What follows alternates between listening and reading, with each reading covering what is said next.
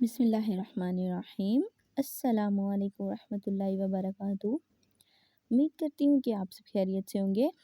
हाजिर हैं हम आज अपनी एक नई वीडियो के साथ। जैसा कि हमने पहले डिस्कस किया है साइंस क्या है, साइंस की इम्पोर्टेंस क्या है, उसकी ब्रांचेस क्या हैं। देन हमने डिस्कस किया कि साइंस की ही एक ब्रांच है बायोलॉजी। बायोलॉजी क्या होती है, बायोलॉजी के करैक्टर्स कौन कौन से होते हैं और बायोलॉजी की ब्रांचेस क्या क्या होती हैं। नेक्स्ट हम देख रहे हैं सेकेंड ईयर की बायोलॉजी के कुछ चैप्टर्स और उनके कुछ टॉपिक्स। तो फर्स्ट चैप्टर है बायोलॉजी का होम्योस्टेसिस। होम्योस्टेसिस का क्या मतलब होता है? होम्योस्टेसिस का मतलब है किसी भी चीज़ का बैलेंस होना या उसकी मेंटेनेंस। किसी भी चीज़ की मेंटेनेंस या उसका बैलेंस, इसको कहते हैं होम्योस्टेसिस। चलिए फर्स्ट ऑफ ऑल इसके मीनिंग्स देख लेते हैं। The term is derived from the Greek word meaning to stay the same. मतलब ये ऐसी एक टर्म है जो कि ग्रीक वर्ड से राइज हुई है या डिराइव हुई है, जिसका मतलब होता है ऑल टाइम सेम रहना, टू स्टे द सेम। इसने हमेशा सेम रहना है, इसने चेंज नहीं होना। तो अगर ये चेंज होता है तो ये होम्योस्टेसिस नहीं होगा। तो नेक्स्ट देख लेते हैं इसकी definition. The protection of internal environment from the harms of fluctuation in external environment is termed as homeostasis। मतलब कि जितने भी एक्सटर्नल इन्वायरमेंट में चेंजेस आती हैं तो उसके रिजल्ट में जो इंटरनल इन्वायरमेंट पे इफ़ेक्ट होता है, उसको जब हम रिलेट करते हैं तो उसको हम कहते हैं होम्योस्टेसिस। मतलब इंटरनल और एक्सटर्नल इन्वायरमेंट में जब फ्लक्चुएशंस आती हैं तो उसको बैलेंस रखने को होम्योस्टेसिस कहते हैं। लेकिन अगर ये चीज़ें बैलेंस नहीं होती तो क्या होता है, तो ये होम्योस्टेसिस नहीं होती। तो हमने क्या करना है, हमने अपने इंटरनल इन्वायरमेंट को एक्सटर्नल इन्वायरमेंट में होने वाली फ्लक्चुएशन से सेफ रखना है। तो आगे हम पढ़ते हैं कि ये जो होम्योस्टेसिस है ये वर्क कैसे करती है। The homeostasis keep the internal fluctuations in a narrow range with various control systems compare to wider external fluctuations. कि हमारा जो इंटरनल इन्वायरमेंट है वो उसको सेफ रखना, उसको एक नैरो रेंज में रखना, उसको कंट्रोल रखना। जो हमारे एक्सटर्नल इन्वायरमेंट में चेंजेस आ रहे हैं, जो भी एक्सटर्नल फैक्टर्स इन्फ्लुएंस हो रहे हैं, उनकी फ्लक्चुएशन से हमें इंटरनल इन्वायरमेंट को सेफ रखना है, उसको एक नैरो रेंज में रखना है। नेक्स्ट चलते हैं। अब हम देख लेते हैं कि हम एक्सटर्नल और इंटरनल इन्वायरमेंट की बात तो कर रहे हैं, लेकिन ये इंटरनल और एक्सटर्नल इन्वायरमेंट असल में होता क्या है। तो इन्वायरमेंट की दो टाइप्स हैं, external environment and internal environment.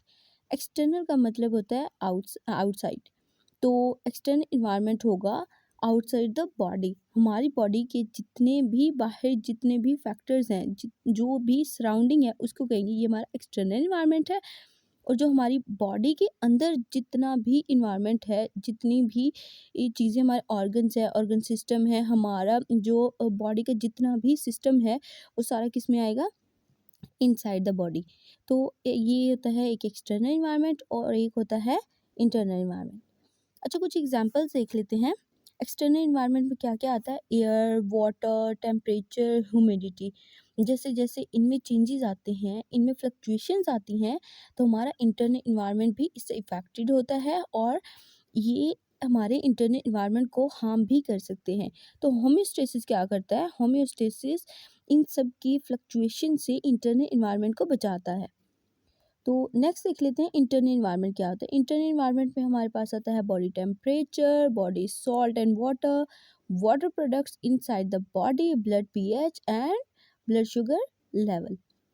हमारा बॉडी टेम्परेचर और हमारी सॉल्ट और वाटर की कंसनट्रेशन और जितने भी प्रोडक्ट्स हैं हमारी बॉडी के अंदर, हमारे ब्लड पीएच और ब्लड शुगर लेवल, ये सारे हमारे इंटरनल इन्वायरमेंट है। फॉर एग्जांपल, जैसे हमारे एक्सटर्नल इन्वायरमेंट में कोई चेंज आया, फॉर एग्जांपल हम देख लेते हैं टेम्परेचर में चेंज आया है, तो क्या होगा, हम जैसे ही एक्सटर्नल इन्वायरमेंट का टेम्परेचर चेंज होगा तो ऑटोमेटिकली हमारे इंटरनल इन्वायरमेंट का टेम्परेचर भी चेंज हो जाएगा। अगर एक्सटर्नल इन्वायरमेंट के टेम्परेचर राइज हुआ है तो इंटरनली भी वो टेम्परेचर राइज हो जाएगा, क्योंकि हमारी बॉडी ने मेंटेन रखना है खुद को according to external environment. Next है कुछ इंपॉर्टेंट वेरिएबल्स हैं जो कि बॉडी में होते हैं, इनको हम इंटरनल इन्वायरमेंट में भी ले सकते हैं, लेकिन बेसिकली इनको हम कहते हैं variables with in the body. जैसे ब्लड शुगर है, फ्लूइड बैलेंस है, बॉडी टेम्परेचर है, ऑक्सीजन लेवल्स हैं, ब्लड प्रेशर है और पीएच है। These variables must stay with in certain range. मतलब ये अगर सर्टेन रेंज में रहेंगे, ये बैलेंस रहेंगे, तो हमारी बॉडी को कोई हार्म नहीं होगा। अगर एक्सटर्नल फ्लक्चुएशंस की वजह से इंटरनल इन्वायरमेंट में कोई भी चेंजेस आते हैं या कोई भी हार्मफुल इफ़ेक्ट होता है, तो हम कहेंगे ये फ्लक्चुएशंस हुई हैं एक्सटर्नल इन्वायरमेंट की वजह से। नेक्स्ट देख लेते हैं कि होम्योस्टेसिस में 3 चीज़ें होती हैं। एक होता है रिसेप्टर, एक कंट्रोल सेंटर और एक इफेक्टर। रिसेप्टर क्या होता है? हमें इन्वायरमेंट से जो भी स्टिमुलस मिलता है, तो वो उसको डिटेक्ट करना, उसके चेंजेस को डिटेक्ट करना। कि फॉर एग्ज़ाम्पल जैसे मैंने टेम्परेचर की एग्ज़ाम्पल ली कि अगर एक्सटर्नल इन्वायरमेंट चेंज हुआ है, तो उसका स्टिमुलस हमें मिलता है हमारे न्यूरॉन्स के थ्रू हमें मिलता है, सेंसरी न्यूरॉन्स के थ्रू हम उसको सेंस करते हैं। देन है कंट्रोल सेंटर। तो हमें स्टिमुलस मिल गया कि बाहर कोई चीज़ चेंज हुई है, जैसे टेम्परेचर चेंज हुआ है, तो उसको कंट्रोल करने के लिए कुछ चेंजेस होंगी बॉडी में। बॉडी अडॉप्ट करेगी खुद को एक्सटर्नल इन्वायरमेंट के अकॉर्डिंग। देन है इफेक्टर। तो जैसे ही स्टिमुलस मिल गया, तो कंट्रोल सेंटर उसको कंट्रोल करेगा और इफेक्टर जो है उसके रिस्पॉन्स में रिस्पॉन्स क्रिएट करेगा और डायरेक्ट रिस्पॉन्स क्रिएट करेगा, ताकि जो एक्सटर्नल इन्वायरमेंट है उसके साथ साथ इंटरनल इन्वायरमेंट को मेंटेन किया जा सके और फ्लक्चुएशन से बचाया जा सके। और इसके बाद है in everyday life an organism must regulate respiratory gases. हमारी एवरीडे लाइफ में, हमारी डेली लाइफ में क्या होता है, ऑर्गेनिज्म जो है उसमें रेस्पिरेटरी गैसेस जो है वो उनका मस्ट है कि उन्होंने रेगुलेट होना ही होना है।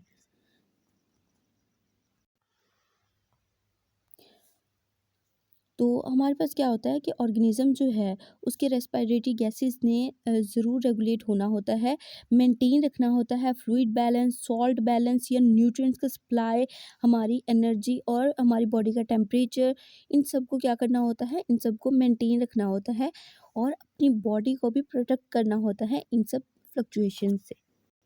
और अगर ये फ्लक्चुएशंस हमारी बॉडी पे इफ़ेक्टेड हो जाएँ, तो ये हार्म कॉज़ करती हैं।